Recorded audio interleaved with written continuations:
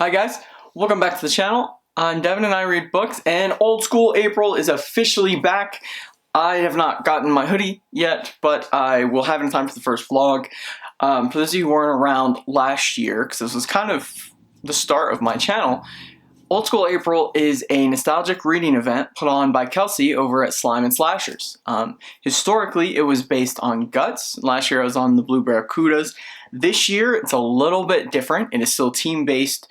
You are still completing prompts to score points for your team, ideally, so that one wins, but the teams are a little different. So this year, I joined the Scoobies, which is exactly what it sounds like, either Scooby-Doo, or if you're a Buffy fan, it could be the Buffy crew. The other three teams are the Candyman crew, the Beetlejuice Bunch, and the Ghostbusters. Scoobies are going to win though. Blue Barracudas may have lost it last year. We're regrouping. Actually, I think we lost some members. We're rebuilding, and we're going to win this year for sure.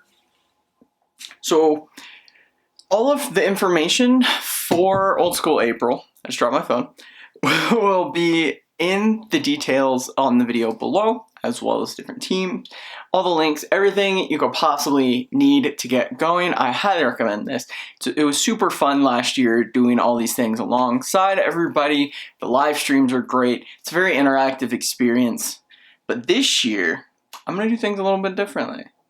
So last year, I kind of prepped a TBR and a TBW, specifically around balancing out how to score the most points while also giving myself options as a mood reader. Well, this year, I think I am not going to pre-plan what I watch, read, or play specifically around prompts. I think what I'm going to do is focus on the vibes, right? Focus on the vibes and nostalgia. If it makes me feel like I'm 5 to 12 years old again, I'm going to run with it and then figure out the point total afterwards. At least most of the time. Last year, I ended up balancing out fantasy and horror books. I read The Nest. I read Fresh Hell, Cameron Chaney. What else did I read? I read another bigger book. I can't remember off the top of my head, but I kind of diversified, and I played Symphony of the Night. It was a very horror-driven Old School April, very classic horror type of situation, other than the fact that I binge-watched like 4 seasons of Seventh Heaven. I didn't mean to, I just saw the TikToks of that guy reviewing episodes 25 years later, and he's 100% right. That shit is wild. Pardon my French. If you haven't watched Seventh Heaven in the last 35 years, you need to go back and see some of this. It is insane. But it kind of derailed my TBW a little bit.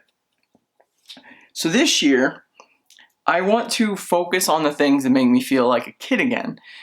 And then just try to hopefully do as much of them, focus on volume, rather, in order to score points and really rack up the scoreboard. Now, I do have some staples, right? There are some things that I am for sure gunning for, partially because I have 4 vlogs. So there will be normal videos on Monday. Well, actually, I think I'll do the normal videos on Thursday. And then on Mondays, I'm going to have 4 OSA vlogs, kind of one for each week. So the first one is going to be themed about the stuff that I've been talking about for the last 4 videos now. And that's all I'm going to talk about here while we get into the stuff, kind of, not really a TBR, but the types of things that I'm going to be reading rather. The genres, the themes, the moods, and the ideas, the kind of concepts that like 12-year-old me would have really loved. But we're starting off with my massive pile of Fear Street and teen horror. I'm not getting through all of this. I know I'm not getting through all of this. I'm going to pick a whole bunch of it, particularly in the first week, and try to get through as much as I possibly can. We're going to see. My R.L. Stine pile is a lot like my Nightworms pile, where I could get through it all relatively quickly if I just read a few a month. So we're gonna use Old School April as an excuse. I'm gonna kind of wing it by what I'm feeling in the moment. Let's see if I can get them out here. I do want to read the 99 Fear Street books. I'll probably start with those, and then some of these bind-ups, the super chillers. Most likely, we'll start with True Evil or the Fear Street Saga bind-ups, and we'll kind of go from there. So I'm definitely going to be reading a lot of teen horror, not just R.L. Stine, but a couple I've talked about previously.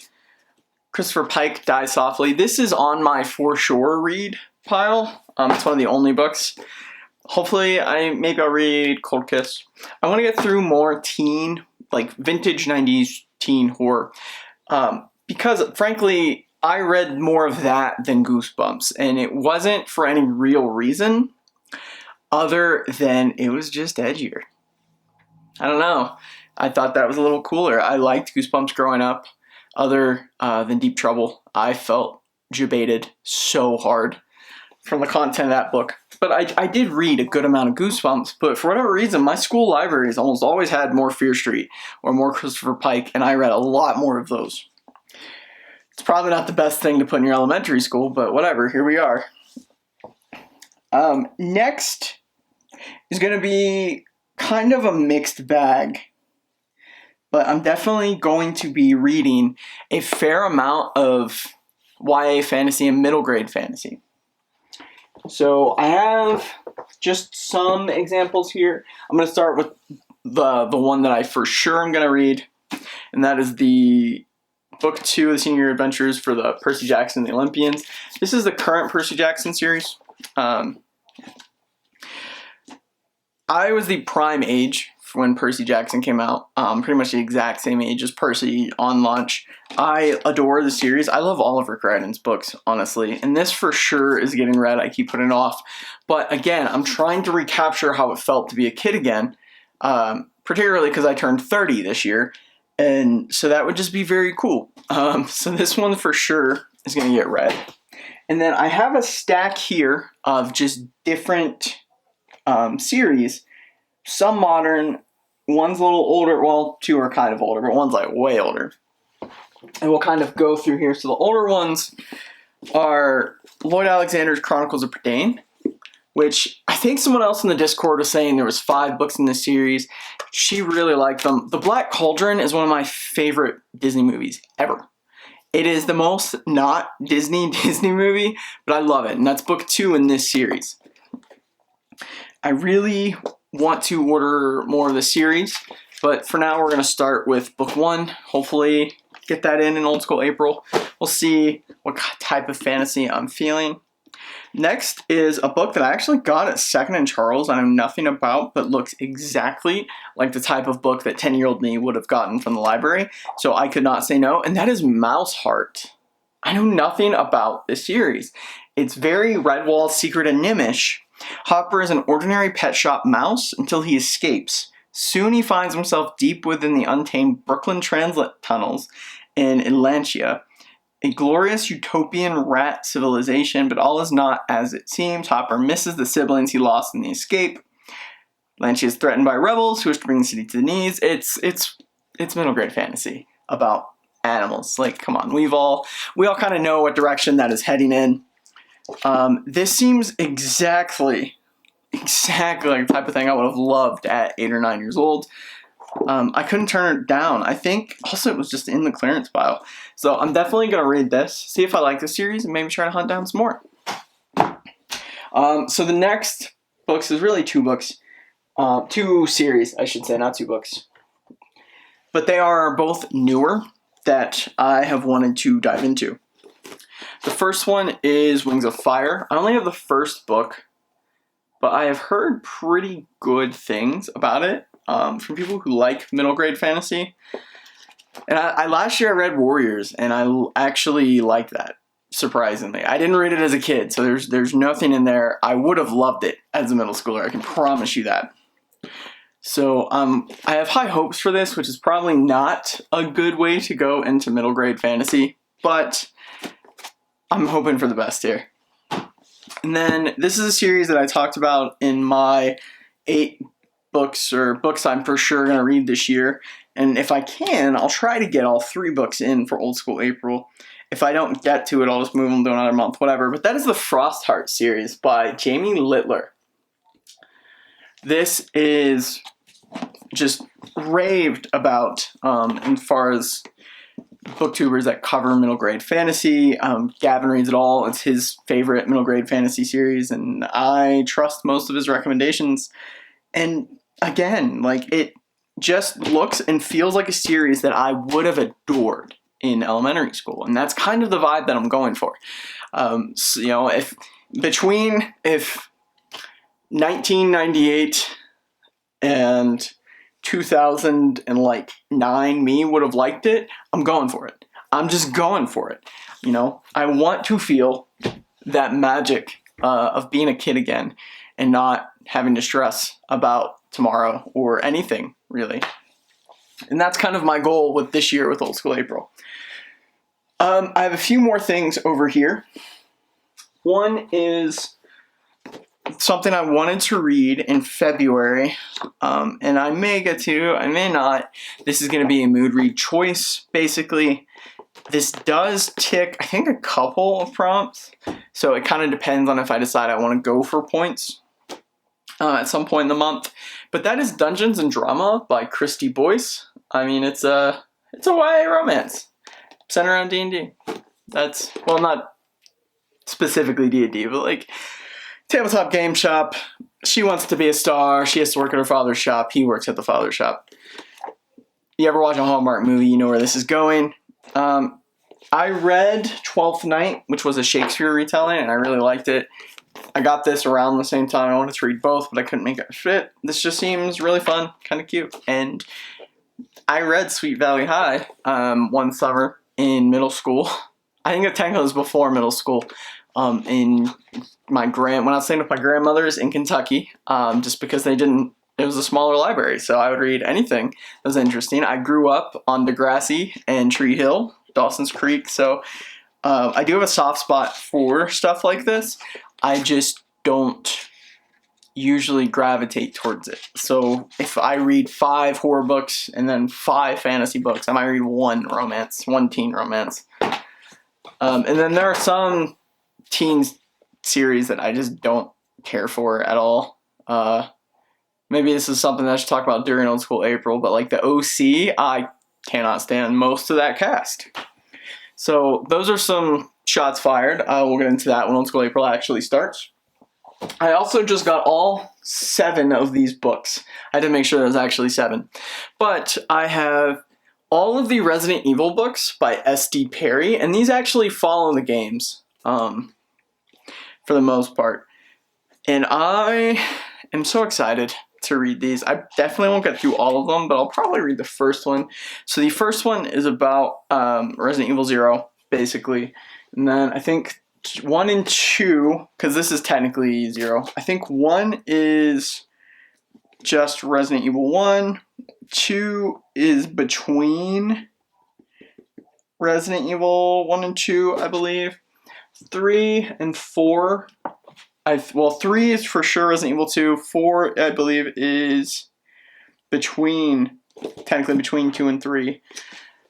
But book 5 is Nemesis, that is definitely Resident Evil 3. And book 6 is actually Code Veronica, which one of my favorite Resident Evil games. Most people don't even know it exists. It hasn't been ported. Well, I shouldn't say that.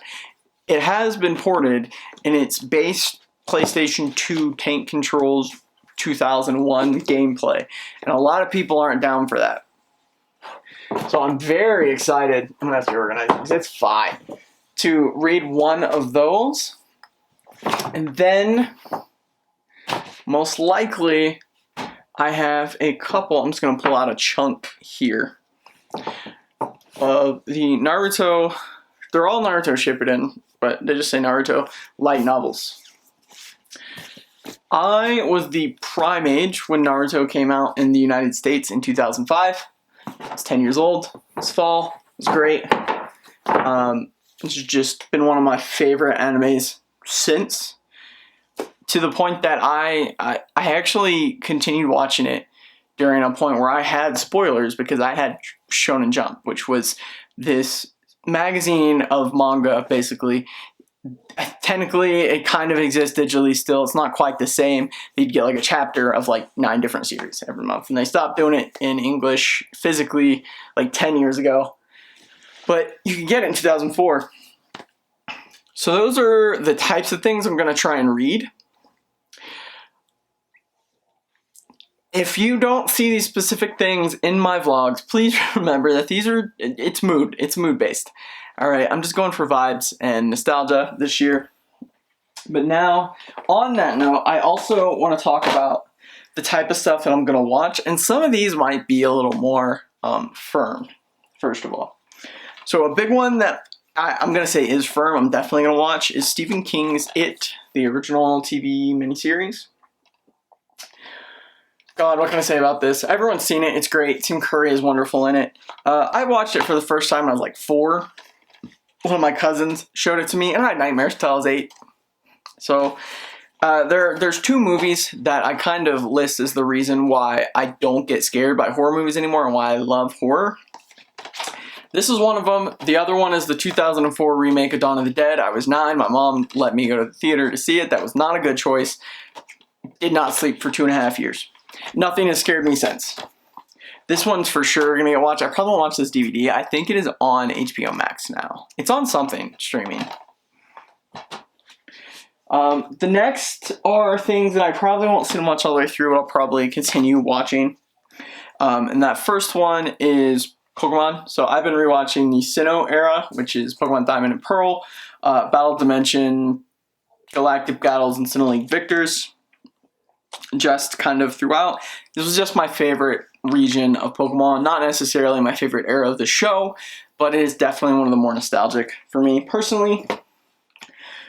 This next one is technically not old at all, but it is rooted in nostalgia for the series, and that is the Digimon Adventure Tri 6-movie collection. I actually have, in the last 3 days, just rewatched 5 out of 6 of these movies. So this isn't a reimagining like the Digimon Adventure 2020 series. This is kind of a continuation. All the Digidestined are now in high school, and then everything kind of, they kind of get roped back in. And it was really made for that nostalgia. And there's actually a whole second series of Tri-Adventure movies. I just don't have those on DVD. Because I am Team Scooby, I will definitely be watching Scooby-Doo. Frankly, I do this throughout the year anyway. Whether it is these or the movies, you know, there is something charming and calming about some of these older shows that we grew up with. Scooby-Doo, I rewatch Looney Tunes a lot. Tom and Jerry, it's corny, doesn't hold up quite as well as you would think, but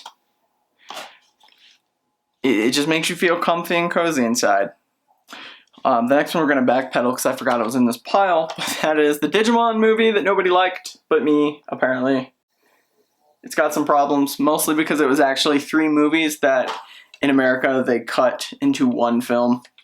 But this is cool. This is my watch copy I got on eBay. It actually has everything from the DVD menu, the poster, the DVD, or the little chapter guide, I should say, not the DVD menu. This for sure will be watched. I haven't watched it in a little while, mostly because it's not that good. It's just really nostalgic. And then my next 3 DVDs are things that, again, I probably won't watch all the way through, but I will watch. Because they're things that I used to watch in the 90s. So the first 2 I used to watch on Toonami. And that is, well, I think technically on Toonami they were still calling it Ronin Warriors. But that is Legendary Armor Samurai Troopers. Again, you will also see this called Ronin Warriors. It's got a bunch of different names. This edition is the complete collection, TV series, and all 3 OVA series.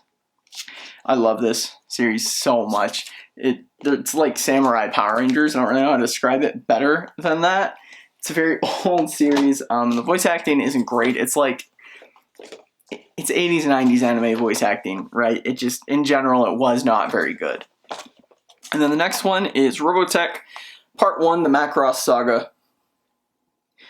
I need to get the Master Saga, but I always like the beginning way, way better. Robotech is great.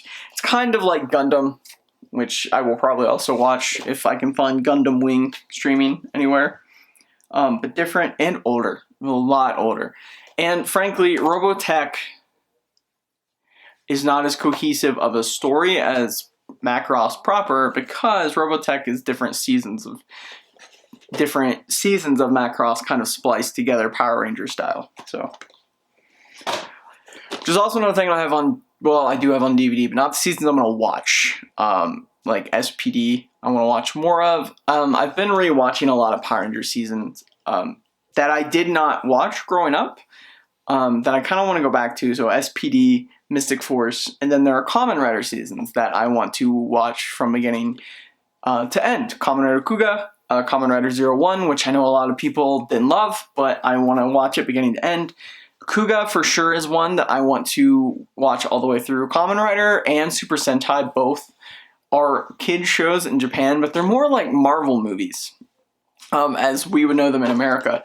They are more mature. They're kind of made so that the family can enjoy it with the kid, not just the kid. At least older seasons. I guess some newer Kamen Rider and Sentai seasons are a little bit different, but historically it's a very different vibe and theme.